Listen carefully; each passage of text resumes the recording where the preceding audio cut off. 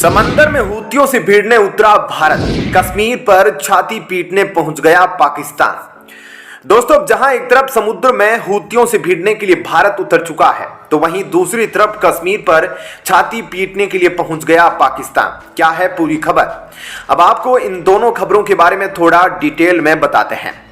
दोस्तों, अब हूती विद्रोहियों के लिए मुश्किलें और ज्यादा बढ़ चुकी है, क्योंकि हाल ही में हूती विद्रोहियों ने लाल सागर से गुजरने वाले कई जहाजों को अपना निशाना बनाया था।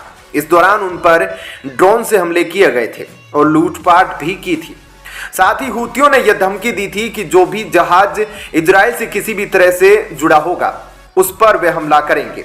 देखा जाए तो हूती विद्रोही ऐसे कई हमले कर चुके हैं और हाल ही में एक जहाज पर ड्रोन से हमला किया गया, जो कि गुजरात से काफी नजदीक ही किया गया था, जिसके बाद जहाज में आग लग गई थी, लेकिन समय रहते आग को बुझा दिया गया था। हूती विद्रोही जिस समुद्री मार्ग पर हमला कर रहे हैं, वहां से सबसे ज्यादा कच्चे तेल और अन्य जरूरी उत्पादों की आपूर्ति होती है। ऐसे में अगर उनकी यही हरकत चालू रहती है तो आने वाले समय में ना सिर्फ तेल के दामों में बढ़ोतरी होगी, बल्कि और भी सामानों के दाम बढ़ेंगे। उसकी वजह से इन हमलों को लेकर भारत भी चिंतित है। बता दें कि हूती विद्रोहियों ने लाल सागर को इसलिए चुना है क्योंकि लाल सागर से दुनिया का 12% कारोबार होता है। ऐसे में आप अंदाजा लगा सकते हैं कि लाल सागर कितनी अहमियत रखता है। इस हमले के जरिए वे इजराइल पर इस युद्ध को रोकने का दबाव बनाना चाहते हैं। और देखा जाए तो इस वक्त कई देश हूतियों के हमले से बौखलाए हुए बैठे हैं। ऐसे में भारत भी अब हूतियों को जवाब देने के लिए तैयार बैठा है। वहीं दूसरी तरफ अब पाकिस्तान एक बार फिर से कश्मीर मुद्दे को लेकर तनाव बढ़ाने की कोशिश कर रहा है। पहले उसने भारत में आतंकियों की घुसपैठ कराने की पूरी कोशिश की। जब वहां वह कामयाब नहीं हो पाया तो अब वह कश्मीर में मारे गए 3 नागरिकों की मौत पर राजनीति कर रहा है। पाकिस्तान ने एक बयान जारी करके पूरी कोशिश की है कि किसी तरह से इस मुद्दे को भड़का सके। ऐसे में पाकिस्तान विदेश मंत्रालय की तरफ से कहा गया है कि पाकिस्तान भारत के अवैध वाले जम्मू कश्मीर के 3 कश्मीरी नागरिकों की हिरासत में हुई बर्बर हत्या की कड़ी निंदा करता है। मारे गए लोगों को एक शिविर में यातना देकर मार डाला गया। दरअसल हाल ही में पुंछ जिले में सेना के वाहन पर आतंकवादियों ने हमला किया था।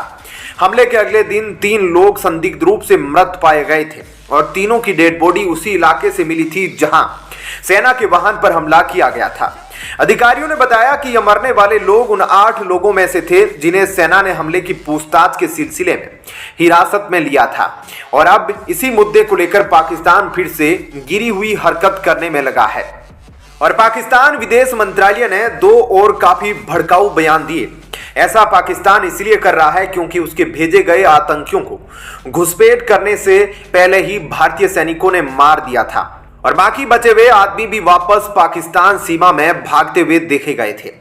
देखा जाए तो पाकिस्तान कश्मीर में लगातार माहौल बिगाड़ने की कोशिश करने में लगा है और ऐसा करने के लिए वह रोजाना घुसपैठ और आतंकी हमला करने की कोशिश में लगा हुआ है। वह सारे काम कर रहा है जिससे कश्मीर की शांति को भंग किया जा सके और यह सब वह इसलिए कर रहा है क्योंकि हाल ही में सुप्रीम कोर्ट ने आर्टिकल 370 हटाए जाने के फैसले को सही करार दिया है। खैर, पाकिस्तान चाहे कितनी भी कोशिश क्यों न कर ले, भारत के लोग उसकी सारी राजनीति समझते हैं। पाकिस्तान के कई आतंकवादी घुसपैठ की कोशिशों में लगे थे, लेकिन भारत उनकी सभी कोशिशों को नाकाम कर चुका है। आगे भी भारत ऐसा ही करता रहेगा और जो भी भारत में घुसपैठ करने की कोशिश करेगा वो सही सलामत नहीं बच पाएगा। क्या कहना है आपका इस खबर पर? कमेंट सेक्शन में जरूर बताएं। वीडियो को लाइक शेयर जरूर कीजिएगा। चीन को मारने के लिए जापान ने खोला खजाना, भारत की सीमा तक पहुंच गए हूती विद्रोही। दोस्तों, जहां एक तरफ चीन को सबक सिखाने के लिए जापान ने अपना खजाना खोल दिया है और अपने रक्षा बजट को कई गुना बढ़ा दिया, तो वहीं दूसरी तरफ अब भारत की सीमा तक पहुंच गए हैं हूती विद्रोही। क्या है पूरी खबर? अब आपको इन दोनों खबरों के बारे में थोड़ा विस्तार से बताते हैं। दरअसल इस बार पहली बार जापान की कैबिनेट ने नए साल के लिए $56 अरब के रक्षा बजट को मंजूरी दी है, जो पिछले साल के मुकाबले 16% ज्यादा है।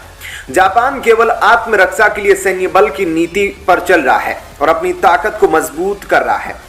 मार्च से शुरू होने वाले वित्त वर्ष के लिए 7.25 हजार अरब से उत्तर कोरिया और चीन तक मार करने वाली सक्षम लंबी दूरी तक मार करने वाली मिसाइल की तैनाती में तेजी आएगी और सेना F-35 स्टेल्थ लड़ाकू विमान और अन्य अमेरिकी हथियारों से अपनी ताकत को मजबूत कर सकेगी। जापान की सेना अपने सहयोगियों के साथ मिलकर और आक्रामक रूप अपना रही है क्योंकि जापान को चीन से हमले का डर है और इसके अलावा नॉर्थ कोरिया जिस तरह से मिसाइल का परीक्षण कर रहा है उसे डर है कि कहीं फिर से हिरोशिमा और नागासाकी दोहरा ना दिया जाए। इसलिए जापान ने अपनी सैन्य शक्ति बढ़ाने के लिए 2027 तक 300 अरब अमेरिकी डॉलर खर्च करने की योजना बनाई है। इसके अलावा जापान अमेरिका और चीन के बाद दुनिया का तीसरा देश बन जाएगा जो अपनी सेना पर सबसे अधिक खर्च करता है क्योंकि जापान ने अगले साल के अपने रक्षा बजट में लगभग 5.15 अरब अमेरिकी डॉलर टाइप 12 क्रूज मिसाइलों और अमेरिकी निर्मित टॉम हॉक्स के साथ साथ अगली पीढ़ी की लंबी दूरी तक मार करने वाली मिसाइलों के लिए रखे हैं। इसके अलावा जापान 3000 किलोमीटर रेंज वाली हाइपरसोनिक गाइडेड मिसाइलों के विकास के लिए 56.2 करोड़ अमेरिकी डॉलर से ज्यादा खर्च करने की तैयारी में है क्योंकि जापान को लगता है कि जिस तरह से घटनाक्रम बदल रहे हैं ऐसे में जल्द ही तीसरा विश्व युद्ध छिड़ सकता है और ऐसे में अपने आप को महसूस करने के लिए जापान अपने रक्षा बजट को काफी तेजी से बढ़ा रहा है और ऐसा करके वह चीन और नॉर्थ कोरिया की टेंशन को और ज्यादा बढ़ाने वाला है। अगली खबर की तरफ चलते हैं तो दोस्तों आपको तस्वीर में यह जो जहाज दिखाई दे रहा है यह वही है जिस पर हूती विद्रोहियों ने हमला किया। यह वही जहाज है जो भारतीय जल क्षेत्र के बेहद करीब आया और उसके बाद इस पर एक ड्रोन अटैक हुआ और उस हमले के बाद इस जहाज में आग लग गई। इस जहाज पर जो चालक दल मौजूद था इस हमले में कोई भी व्यक्ति घायल नहीं हुआ है। यह एक व्यापारिक जहाज है जिसे अपने गंतव्य भारत के मैंगलोर पहुंचना था लेकिन बीच में ही ड्रोन से हूती विद्रोहियों ने हमला कर दिया। खास बात यह है कि यह गुजरात के तट से 200 नॉटिकल मील की दूरी पर था यानी कि हूती विद्रोही अब भारत की सीमा तक पहुंच गए हैं और इसे ऐसा इसलिए देखा जा रहा है क्योंकि भारतीय जल क्षेत्र के बेहद करीब आकर इतना बड़ा हमला करना सीधे तौर पर भारत को चुनौती है।